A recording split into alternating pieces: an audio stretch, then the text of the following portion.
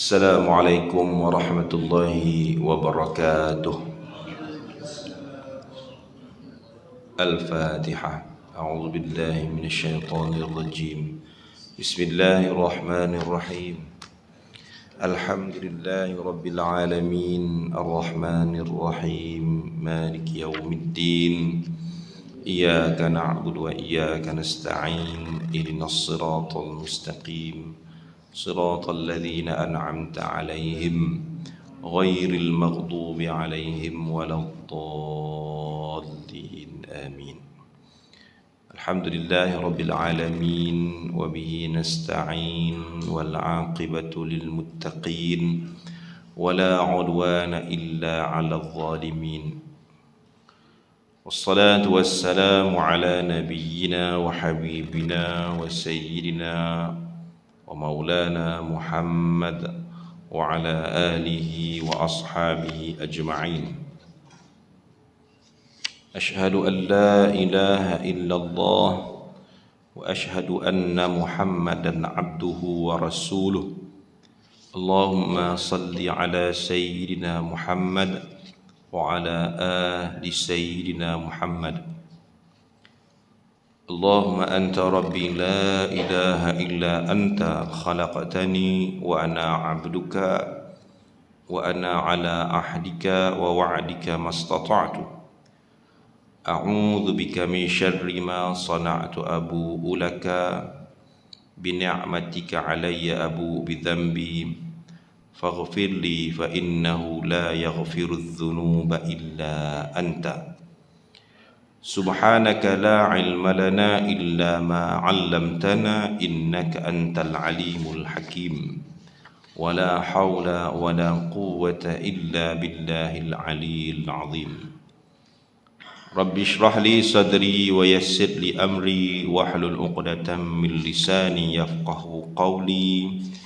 ربي زدني علما وارزقني فهما. ربي يسر ولا تعسر. ربي تمم بالخير. أعوذ بالله من الشيطان الرجيم. يا أيها الذين آمنوا اتقوا الله وقولوا قولا سديدا يصلح لكم أعمالكم ويغفر لكم ذنوبكم ومن يطع الله ورسوله فقد فاز فوزا عظيما. قال الشاعر فبالكتاب لنصف العلم تدركه وبالمعلم تمام العلم يكتمل. Kata ahli syair Arab, maka dengan buku itu adanya sebahagian ilmu. Engkau akan mempelajari daripadanya atau memperolehi daripadanya, yakni buku tersebut, dan dengan berguru sahaja keseluruhan ilmu itu akan menjadi sempurna. Dimulakan Tuan Pengerusi, Tuan Kuasa, jemaah muslimin muslimat yang dirahmati Allah Subhanahu wa taala, anak-anak yang dirahmati Allah, apa khabar semua? Macam tak semangat dia. Nampak nak tu dia separuh sihat. Makan dia kalau alhamdulillah semangat sikit. InsyaAllah mudah-mudahan kita sihat. Kenapa kata separuh sihat? Dia sakit ni ada dua kan. Sakit jasmani ataupun kesihatan jasmani dan juga kesihatan spiritual rohani. Maknanya dua-dua tu kena jaga kan. Kalau tak jaga, dia akan datang benda lain lah. Sebab Allah ciptakan kita ni dengan dua unsur, jasad dan juga rohani. Alhamdulillah, kita rafa'kan syukur kepada Allah Subhanahu wa taala atas segala nikmatnya. Sudah tentulah nikmat yang besar, nikmat iman dan nikmat Islam. Jadi kadang-kadang kita ni bila ada bagi nikmat kan, maksudnya kita banyak lupa Bila dah ditarik nikmat sikit-sikit baru mula ingat kan. Mudah-mudahan kita ni sentiasa beringat dengan nikmat Allah beri dan kita mensyukurilah. Selain daripada kita melafazkan alhamdulillah, kata ulama, syukur ni atas nikmat itu juga melalui tindakan kita, amal bil jawarih, amalan kita dengan anggota. Tuan-tuan perempuan mati Allah Subhanahu wa taala, pejam celik, ni boleh macam lagu lah pula kan. Tapi itu bahasa kita sebenarnya, pejam celik tu kan. Ini dah ada kita pada tanggal 22 Rabiul Akhir. Lepas Rabiul Akhir bulan apa?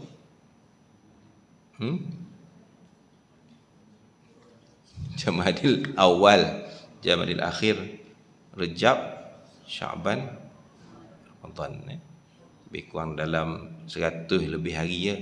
Ini dah 22, tinggal lagi 7 hari untuk masuk Jumada Al-Awwal. Jadi nak masuk bulan, sebulan lagi tambah 7, lebih kurang dalam 37 hari, 36 hari, tambah lagi 30 hari, 66 hari, 67 hari, tambah lagi 30 hari. Kau tak sampai 1 hari lagi. Jadi nak masuk ke Ramadan dah. Sebut ni sebab apa tuan-tuan? Kita doalah pada Allah Subhanahu wa taala. Mudah-mudahan Allah panjangkan umur kita untuk bertemu dengan Ramadan. Dulu duk selalu kan saya cakap-cakap dalam kuliah lah kan. Siapa pun cakap jugalah, ustaz-ustaz lain pun cakap. Mudah-mudahan kita berdoa jumpa dengan Ramadan, rupanya tak sempat jumpa dengan Ramadan. Tak kisahlah orang yang bercakap ke orang yang mendengar. Tapi kita minta kepada Allah supaya sentiasa beringat kan. Kita minta kepada Allah agar dapat jumpa Ramadan rasa Ramadan tahun lepas kurang banyak amal kita. Jadi azam untuk kita bertemu dengan Ramadan ni nak mengisinya dengan macam-macam lah amalan kita sebagai bekalan kita di sana. Baik, kita tengok kita terus perbincangan kita dalam buku Pengantar Penguatan Islam yang tulis oleh almarhum Tuan Guru Dr. Harundin, di mana dalam perbincangan ataupun buku ini juga almarhum telah membincangkan topik yang berkaitan dengan ataupun bab yang menyentuh tentang konsep mempelajari ilmu Islam itu adanya di sana persiapan bagi orang yang belajar ilmu pengobatan Islam, dan secara umumnya juga kita lihat persiapan kita dalam mempelajari apa jua ilmu, apalagi disebut sebagai ilmu apa yang menjadi bekalan untuk dibawa ke sana. Ilmu agama lah, kan. Kalau duk baca hadis-hadis tuan-tuan kan, banyak sangat hadis berkaitan dengan kelebihan belajar ilmu agama ni. Kan banyak sangat. Kan. Ada satu surah tu dia tulis kat depan ni. Satu hadis, talabul ilmi fariidatun ala kulli muslim. Menuntut ilmu itu menjadi kefarduan kepada orang Islam. Dia tulis kat meja dia. Baru ni ada orang ingatkan balik saya semula kan. Saya pun memang kadang-kadang sebut juga benda tu, tapi dia sembang-sembang tu, dia kata dia pergi umrah, duduk dekat kuliah dekat tiang-tiang Masjidin Nabawi, dia kata Masjidil Haram. Kat tiang-tiang Masjidil Haram ni ada kuliah. Kalau di Masjid Nabawi ada ngaji Quran. Jadi di tiang Masjidil Haram tu macam-macam lah kuliah dia, yang cari Islam, Melayu ada, Indonesia ada, Arab lagi banyak mengajar dalam kumpulan-kumpulan tu. Dia cakap kau ni datang jauh, dia kata kan. Tu guru cakap lah Saya pun kadang saya sampaikan juga kan, dia ingatkan balik kawan ni, sahabat ni ingatkan lah. Datang jauh kan, berjam-jam kumpul duit, sanggup semangat nak sampai ke sana kan. Yang umrahnya beribu kali, banyak kali kan. Hajinya berkali-kali kan. Setengah orang lah diberikan rezeki, alhamdulillah. Dia kata sampai tempat, dia kata kita pun dengar kalau pergi kuliah ceramah nak pergi umrah tu mesti disebutnya doa-doa mustajab. Mekah adalah tempatnya, di Masjid Haram tu doa mustajab. Tapi ada juga yang doa tak mustajab. Doa tak disebut tempat tu mustajab lah, tapi ramai yang berebut pergi sana. Apa nama tempat dia? Nama dia Jabal Rahmah. Jabal Rahmah kan. Dia dengar cerita tempat pertemuan Adam dan Hawa. Pergilah ke atas bukit tu. Kan rumah pula tentai, suami dia pergi apa pula tu. Contoh kan. Rupanya bukan dia makbul dekat situ, rupanya jumpa jodoh dekat atas bukit tu. Contohlah kan.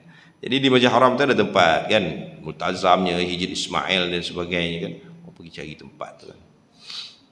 Di Madinah gitu kan, tempat makbul doa, tempat yang Nabi sebut antara rumahku dan mimbarku kan, raudhah min riyadil jannah. Waktu nak masuk berebut, berebut dulu, tolak-tolak sampai kena raba, hilang duit. Ya, orang perempuan ada selalu cerita kan, dia tengah-tengah sesak tu keluar-keluar je duit hilang, dia kata kena seluk. Sebaik seluk duit ke seluk benda lain. Sekarang pakai aplikasi nak masuk, berebut masuk raudhah.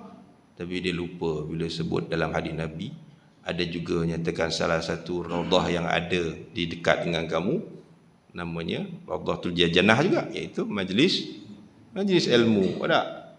Tapi kenapa tak pergi? Balik negara tak pergi, ya? Contohlah nak cerita, tapi itu realitinya. Berapa ribu, puluh ribu orang pergi umrah setiap tahun negara kita ni kan. Kalau haji tu berapa juta, bukan saja melontar di jamrah je kan, melontar di sekelilingnya tu lebih banyak lagi kan. Berapa juta duit habis tak semak. Mana cerita ramai orang Malaysia pergi kan untuk menunaikan haji dan umrah tu, tapi bila balik haji, balik umrah kan, tadilah disebut raudhah tu tadi tu, ada je alasan tak nak pergi tak, macam-macam lah alasan. Tapi kita di sana Masya Allah berebut nak pergi raudhah, tak apa-apa, siap buat selfie lagi sekarang, selfie dapat masuk raudhah, Masya Allah kan. Jadi itulah benda-benda yang kadang-kadang kita perlu muhasabah ya, tadi kita.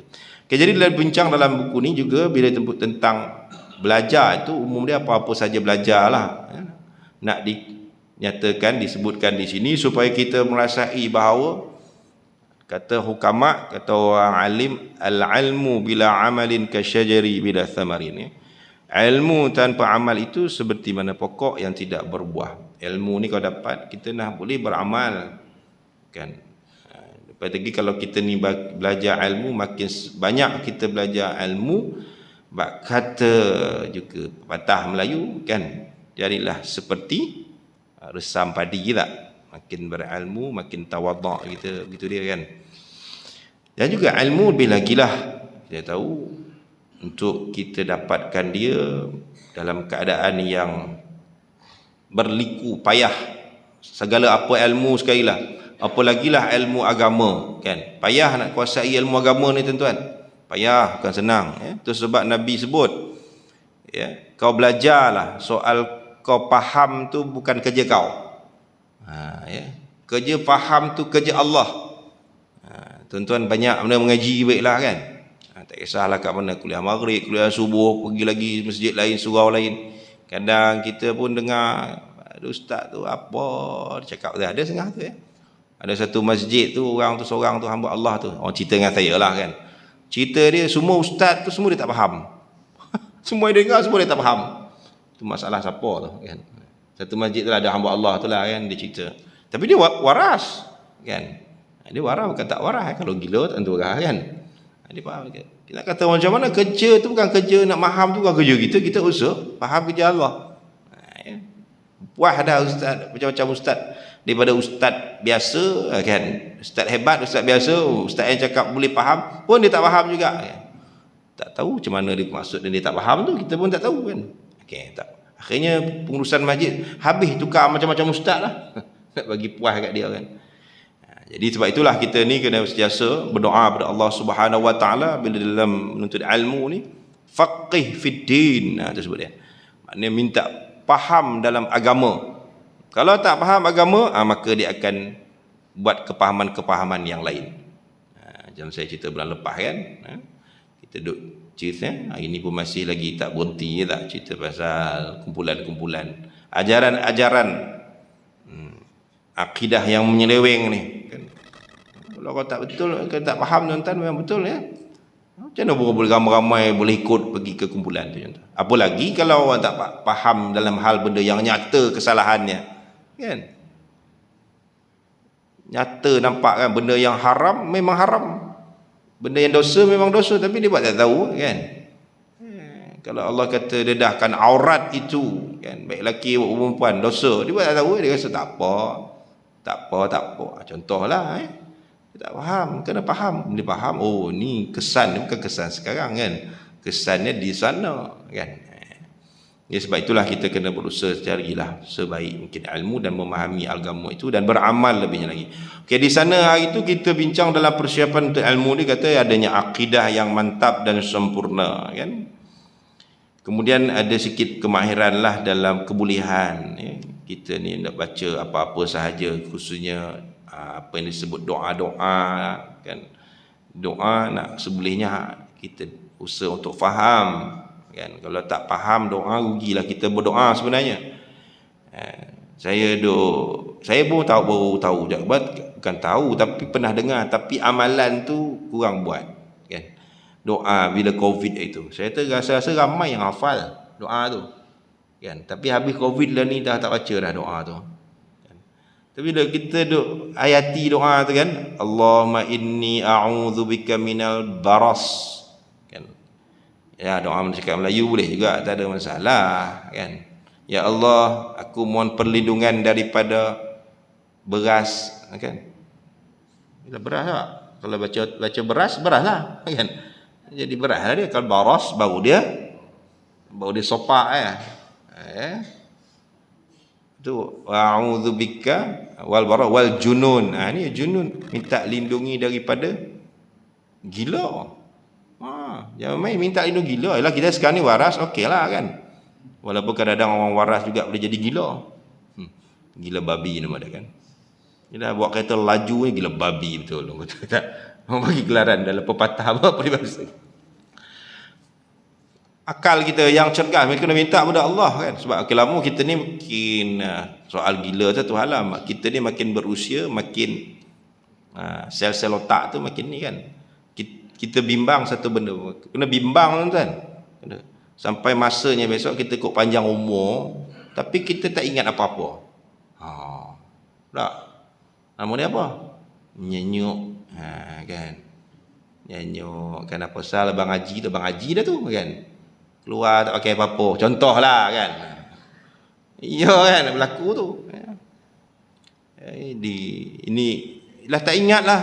Kalau tak bagi keluar ada umar menungnya apa semua. Nak minta jauh macam kesihatan mental tadi tu kan, minta jauh.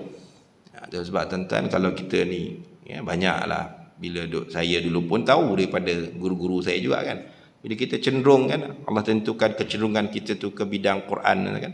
Guru saya cakap dalam sejarah dia, dalam bacaan kitab-kitab dia apa semua, tak ada lagi orang yang ya baca Quran selalu kan, baca Quran, otak ni hidup dengan Quran, nyanyuk. Nyanyuk termasuklah juga Quran antara banyak juga dia berzikir pada Allah Subhanahu wa taala. Tuan-tuan, zikir selepas Quran tuan-tuan yang terbanyak, yang terbaik untuk kita baca, fa'lam afdhalu dzikri fa'lam annahu la ilaha illallah. Baca kita banyak-banyak la ilaha illallah, khususnya lepas subuh, lepas maghrib, tak dapat berjemaah sendirian. La ilaha illallah, la ilaha illallah. Baca la ilaha illallah. Maka hati pun hidup, otak pun hidup, fikiran pun hidup. Samping kata membaca lebih banyak lah. Kalau nak banyak baca ni sel otak kita dia terus berkembang kan. Tapi kalau baca Quran lagilah pula kan. Okay. Jadi disebutkan juga baik itu ikhlas dalam perlakuan.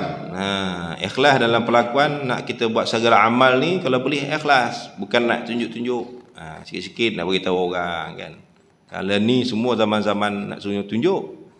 Ada 3 benda yang dilarang kan. Saya pun dengar semalam tazkirah. 3 benda yang dilarang nak tunjuk kan. Antaranya soal kebahagiaan. Kalau boleh jangan tunjuk-tunjuk. Kan benda-benda yang suka, sebab 10 orang yang tengok tu belum tentu semua tu suka. Ini hal kebahagiaan ni jangan tunjuk. Hal pergi berjalan bercuti sana sini kan. Cerita dalam Facebook, cerita dalam WhatsApp status kebahagiaan yang kadang-kadang ada orang yang ramai yang tak bahagia pun kan. Biar kita contoh disebutkan. Kemudian amanah dan bertanggungjawab. Ini semua dah sebut dah itu ni ya. Cuma kita nak sikit imbas sikitlah Dan yang kelima disebutkan oleh almarhum tuan guru, iaitu menghormati guru. Ini penting kan. dalam kita menuntut belajar apa sahaja ilmu, belajarlah menghormati guru, dan termasuk di sana ialah adab. Kan hormat guru ni adalah satu adab. Bila adab lebih mulia lagi daripada sebanyak mana pun ilmu. Kalau ilmu tinggi tapi tak ada adab, maka sia-sialah seseorang itu amalannya. Okey. Jadi kita nak tengok apa yang ditulis oleh marhum berkaitan dengan menghormati guru ni kan. Semua kita ni semua berguru kan. Tak kisahlah guru kita belajar agama ke ataupun guru kita belajar akademik sendiri. Siapa pernah dapat guru? Saya pernah dapat guru Cina Sekolah Rendah. Mengajar apa? Mengajar bahasa Inggeris. Kami garang kan. Alhamdulillah bila saya duk pergi belajar di Mesir, dengar-dengar sahabat cerita, sahabat cerita lah, dia kata kita ada cikgu kita yang sekolah rendah tu, nama dia Muhammad Syafiq, dia kata kan? Nama dia dah Islam, dia dah mengandung Islam. India pun pernah saya dapat guru kan. Jadi bila sekalipun dia tu berlainan bangsa, berlainan agama, tapi dia tetap guru kita kena hormatilah, sesuai lah. Saya pergi rumah cikgu saya dulu, cikgu Cina tu, masa dia zaman Cina lah kan, pergi untuk tahun baru Cina dia, India tak pergi lah kan. Iaitu menghormati guru. Sikap hormat menghormati merupakan tuntutan dalam Islam, khususnya sesama saudara Muslim. Tak kira siapa kita ni, memang kena hormat menghormati. Selalu sebut kan, yang muda menghormati yang tua, kan. Tak dinafikan juga yang tua pun perlu juga menyayangi, menghormati juga lah. Istilah hormat kepada orang tua, budak muda ni menyayangilah yang muda. Apalagi sesama kita hormat menghormatilah. Bermula dari zaman kanak-kanak lagi, para ibu bapa sering mengingatkan serta memberi didikan agar menghormati ibu bapa dan orang yang lebih tua. Saya duk perhati zaman sekarang kan, kita pun kadang lupa nak ingatkan anak. Dulu zaman-zaman kita kalau budak lalu lintas depan orang tua, tunduk kan. Tunduk kan. Nak lintas learning, tengok masa kenduri kendara. Habis kan, tak ada tunduk dah, dilangkah semua. Kalau boleh daripada jauh dia dah pula start enjin dah, dia lari tu lompat. Kadang-kadang ibu bapa nak lupa nak mengingatkan. Benda-benda ni balik kita kena, orang yang mengaji macam kita ni kan, menengok anak kita, cucu kita, pesan dekat dia, tunjuk jalan. Bila berjalan depan orang tua tunduk kan. Banyak benda-benda ini ditinggal lah. Sibuk dengan benda-benda dunia, lupa nak ngajar benda-benda penting tentang akhlak ni. Islam mewajibkan golongan anak-anak menghormati ibu bapa. Namun tiada insan yang banyak berjasa selepas kedua ibu bapa, melainkan mereka yang digelarkan sebagai guru. Sebab ada hari guru, akan diingatkan kepada guru-guru. Tapi jarang kita nak buat majlis memperingati guru, bekas-bekas guru kita kan. Lainkan kalau sekolah tu ada program alumni, bolehlah dia jemput guru-guru. Saya ada alumni sekolah rendah. Sekolah rendah kan? Untuk mana ada alumni sekolah rendah? Kan? Ada grup alumni sekolah rendah. Tapi tak apa aktif lah. Buat program 2 kali dah. Sekolah rendah. Sekolah menengah pun jarang buat. Sekolah menengah sekolah agama. Okay. Sebab sekolah sekolah rendah ni macam-macam lah kan. Nostalgia dia. Di sekolah menengah ni tak ada apa buat. Tak buat sangat sebab apa? Dulu kau kutuk-kutuk, akhirnya dia bini kau. Tu dah. Tu yang tak nak jumpa tu. Jadi kawan-kawan kata lah bini kau dah. Kawan sekolah menengah tu ramai kahwin. Dalam satu batch bawah sikit ramai kan. Dulu dikutuk budak tu kan. Betul kahwin. Contoh. Adalah sekali buat. Tapi alumni besar tu ada. Alumni sekolah yang besar kan. Tapi alumni satu batch. Saya ada sekolah rendah alumni tu alumni satu kelas. Kelas darjah 6 saya tu ada 60 orang lebih kurang. Buat alumni. Buatlah 2 kali pertemuan. Jumpalah ada cikgu dah tak ada dan sebagainya kan. Dalam ramai-ramai tu sekolah rendah tu seorang je ustaz dia. Aku lah ustaz tu. Aduh hai kan. Berapa hal ustaz lah bawa semua tahlil ke apa ke semua. Tengok rasa malas nak pergi. Tak pergi jugalah, tak ada acara. Rasa malas tapi pergi. Kawan-kawan kita macam-macam kan. Sekolah menengah lagi ramailah ya. Jadi benda-benda tu pentinglah bila saya rasa benda tu bila kita buat akhirnya orang buat dengan kita balik ya. Saya ada nak murid saya mengajar Quran, sekarang dah kahwin anak 3 tu kan. Saya pun tak ingat dia dah. Tak ingat dia. Ya, biasalah siapa je pernah pengalaman jadi guru pun sama tak ingat anak murid. Tapi guru Quran tu, dia hafal dengan saya Quran dulu. 2 tahun setengah saya duduk kuartus KLIA tu. Datang kat rumah saya, ayah dia hantar apa semua. Dia hafal juzuk. 2 juzuk setengah kan. Habis suratul Baqarah. Nak jumpa dengan saya. Dia kata, Ustaz kenal saya ke tak? Macam ingat lupa aku kenal. Saya kena datang ngaji sama Ustaz pukul saya tu saya tak tahan.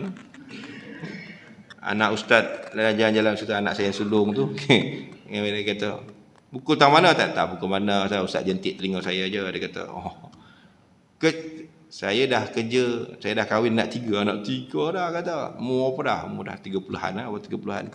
Kerja mana? Saya di engineer sebuah kilang. Dia kata, engineer sebuah kilang. Terima kasih banyak Ustaz, dia kata. Saya walaupun belajar engineer tapi saya jadi imam juga. Imam mana? Imam kat kilang. Agaklah kan. Imam kat kilang ke? Tapi saya tak baca surah pendek-pendek, dia kata. Ingat saya engineer Al-Hafiz, dia kata. Saya baca surah yang saya hafal dengan Ustaz dulu lah, dia kata. Gitu. Tu saya nak jentik tu, dia kata. Dengan jentik sebab saya boleh ingat 2 juzuk setengah, dia kata. Walaupun saya tak pergi ke sekolah agama, kan. Saya tinggalkan dia tu, dia sudah darjah 5. Jadi dia pergi sekolah biasa, dia pergi sekolah MRSM. Jadi ceritanya MRSM biasa pula tu, SM dia kata susah. Ayah saya suruh masuk SM Ulul Albab, dia kata tak nak, dia kata susah, dia kata dah kena jentik dengan Ustaz, ingat, dia kata. Tapi dah kahwin rugi pula, dia kata tak pergi, dia kata. Dah rasa kerugian kan. Contoh. Jadi sebab apa guru itulah banyak berjasa. Masa kita banyak sebenarnya dengan guru-guru sebenarnya. Kalau saya duduk asrama 7 tahun tu kan, Allahu Akbar, banyak sangat dengan guru.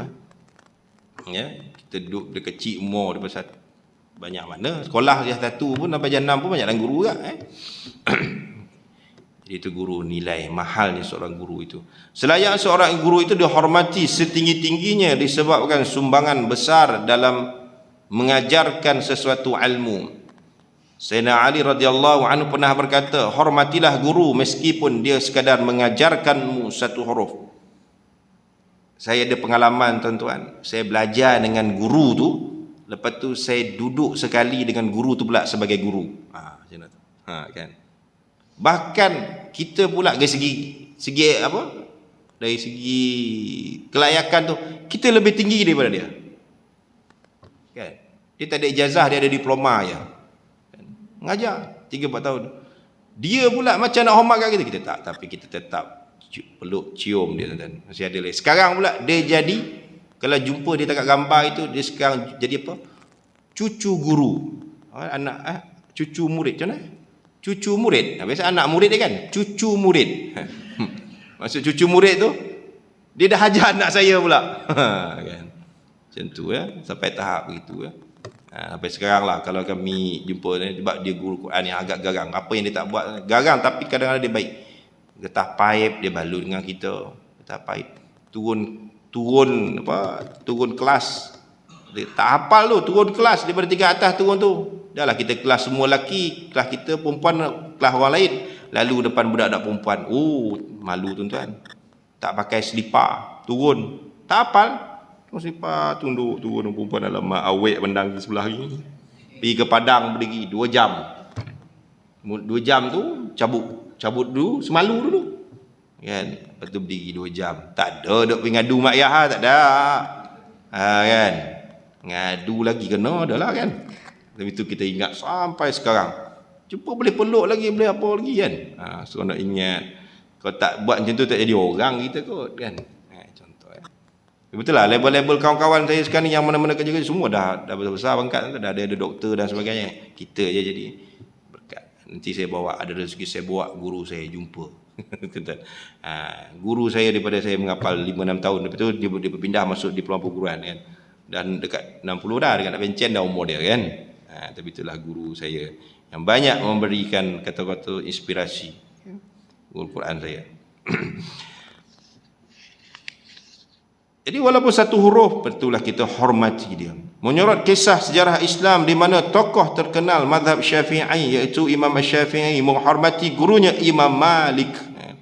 Peristiwa berlaku apabila beliau menunaikan salat subuh di tepi makam Imam Malik, maka beliau tidak membacakan doa qunut sebagai menghormati mazhab gurunya.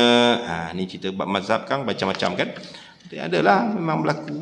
Macam itulah keadaannya Imam Syafi'i ni punya hormat guru ni, walaupun Imam mazhab Syafi'i kita baca qunut, tapi dia hormat guru ni yang tidak beramal dengan berqunut.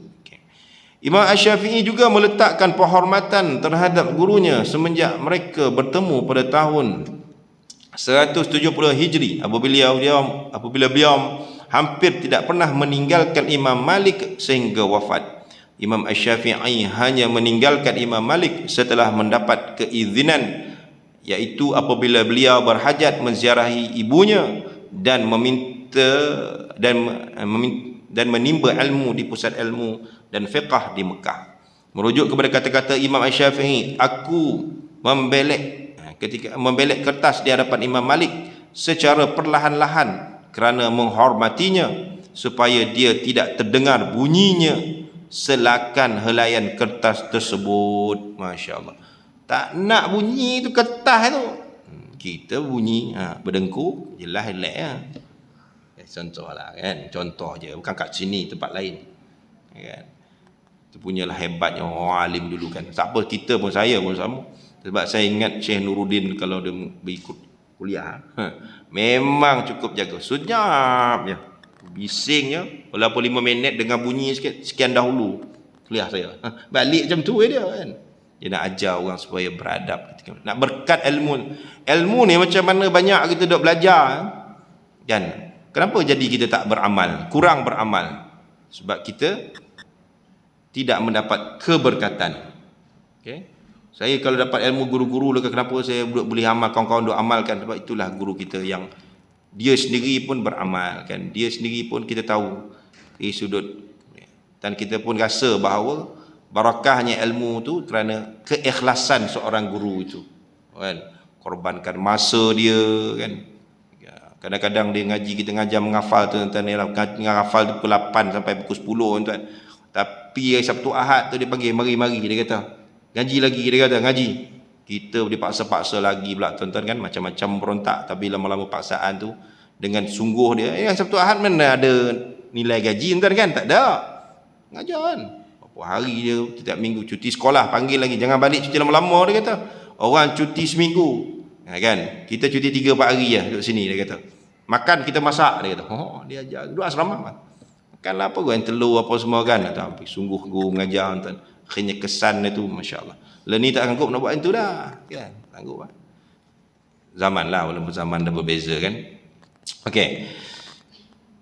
Manakala murid Imam Asy-Syafi'i iaitu Rabi' menyebutkan bahawa demi Allah aku tidak berani meneguk air sedangkan Imam Syafi'i memandang kepadaku. Makna anak murid dia pula macam tu. Tengok kaedah dia kan. Guru yang mursyid ni tuan-tuan, mujtahid ni masya-Allah kan. Tentu terkesan dengan ilmu yang disampaikan.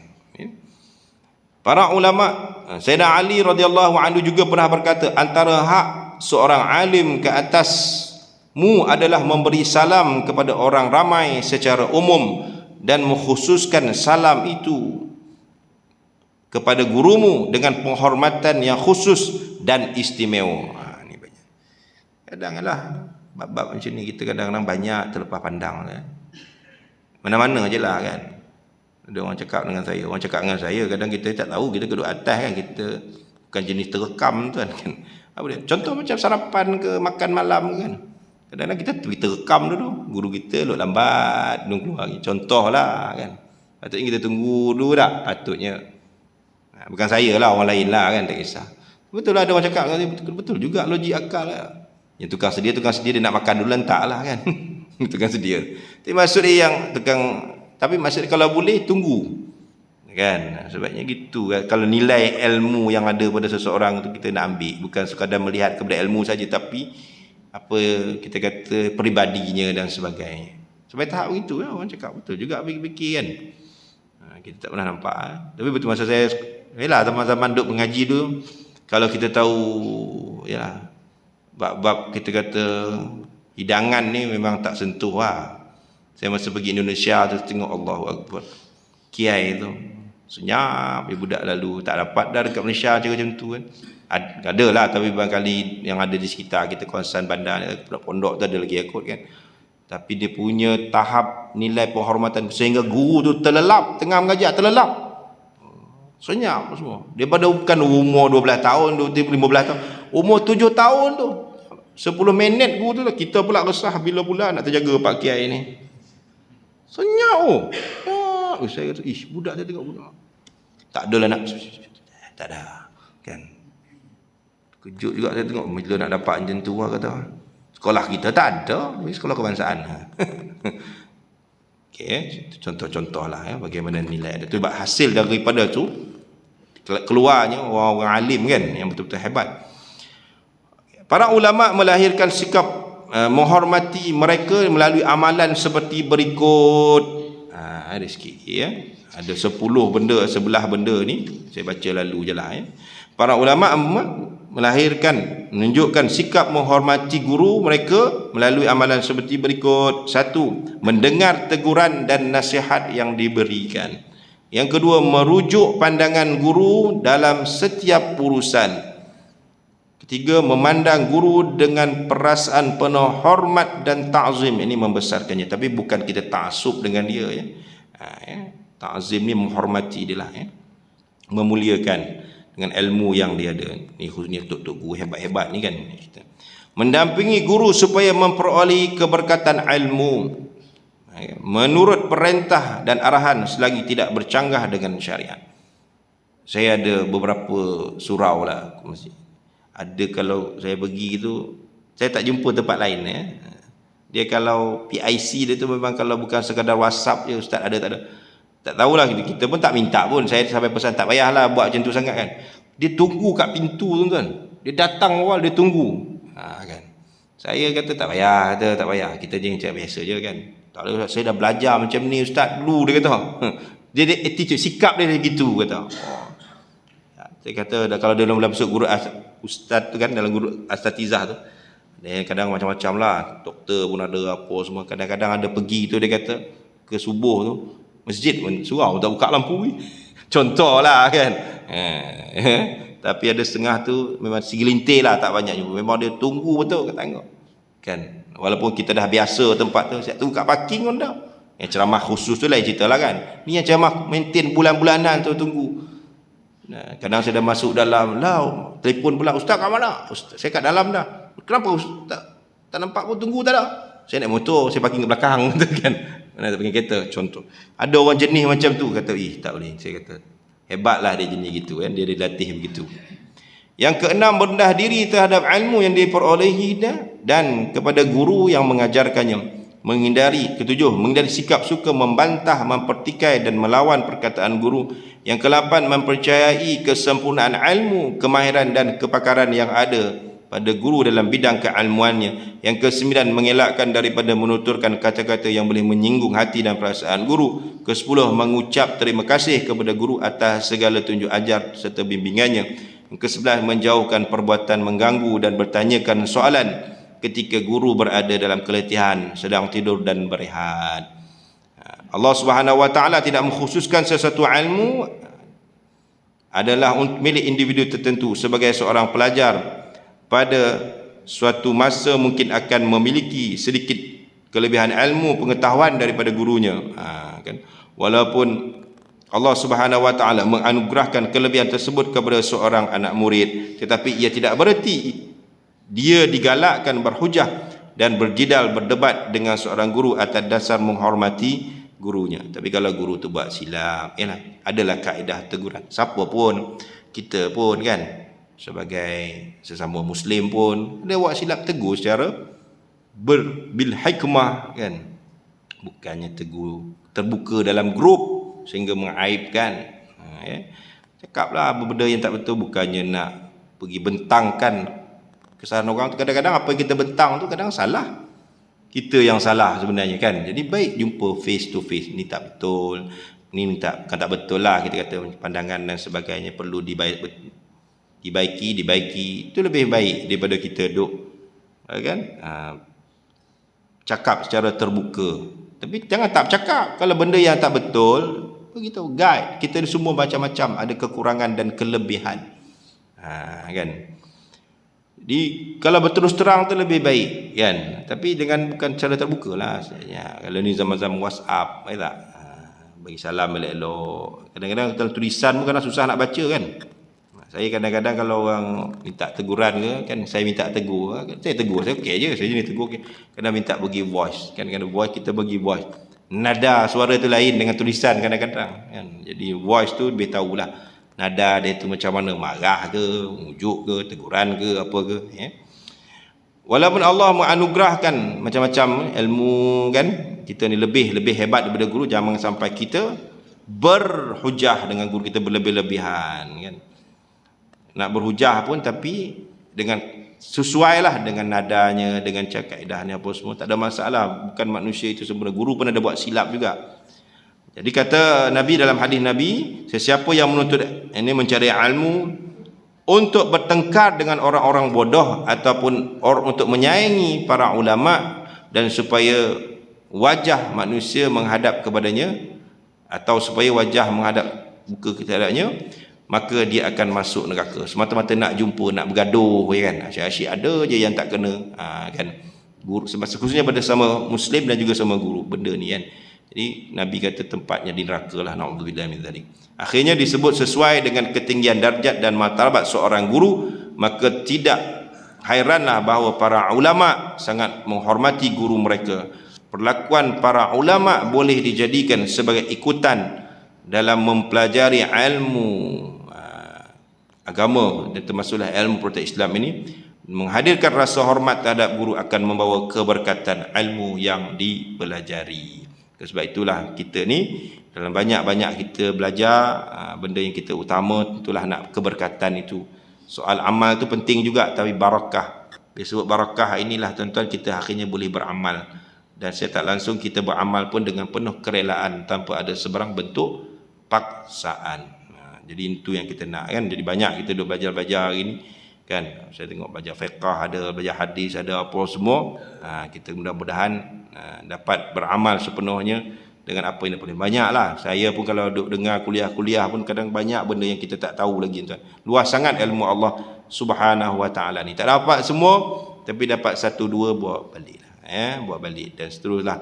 Kita mudah-mudahan istiqamah dalam belajar ni kalau boleh sehingga akhir hayat kita untuk terus memperoleh ilmu agama. Tak ada apa dah, tuan-tuan, bekalan kita ni. Itulah dia yang kita nak bawa, kan. Ilmu-ilmu kita kejaya dulu pun habis bersara, habis dah, kan. Dan ini ilmu agama lah. Yang terus ngaji Quran, alhamdulillah, teruskanlah istiqamah ngaji Quran, dengar kuliah, belajar fiqh tu. Yang fiqh tu penting tu, kan. Itu hal ibadah kita. Macam-macam rupa kita semayang, kan. Macam-macam rupa kita nak ambil wuduk, belajar balik asas. Dulu kita mungkin tak sempat nak belajar, hari ini kita dapat balik basic. Banyaklah ilmu hadis dan sebagainya. Mudah-mudahan kita terus menjadi orang yang dapat hatinya bersih, hatinya luhur dengan asbab ilmu tu. Pergi belajar juga, tapi kalau kita masih lagi, kan, ada sifat-sifat mazmumahnya, kan, perasaan itu, perasaan ini, maka rugi sangatlah. Jadi sama-sama kita buat muhasabah tentang diri kita ini. Mudah-mudahan Allah Subhanahu wa taala mengakhiri kehidupan kita dengan kehidupan yang husnul khatimah. Apapun, setiap manusia itu tidak kurang melakukan kesilapan, kesalahan, maka banyakkanlah kita mohon ampun dan maaf, dan yang lagi taubat kepada Allah Subhanahu wa taala dan berusaha untuk memperbaiki diri. Wallahu taala alam. Aqulu qawli hadza wa astaghfirullahal azim wa billahi taufiq wal hidayah. Assalamualaikum warahmatullahi wabarakatuh. A'udzubillahi minasyaitonirrajim. Bismillahirrahmanirrahim. Alhamdulillahirabbil alamin wassalatu wassalamu ala asyrafil anbiya'i wal mursalin wa ala alihi washabbihi ajma'in. Allahumma zidna 'ilma warzuqna fahma nawwirna ya Allah bi nuri 'ilmika wa ab'ina nisyan. Sallallahu alaihi sayyidina Muhammad walhamdulillahirabbil alamin. Sallallahu ala Muhammad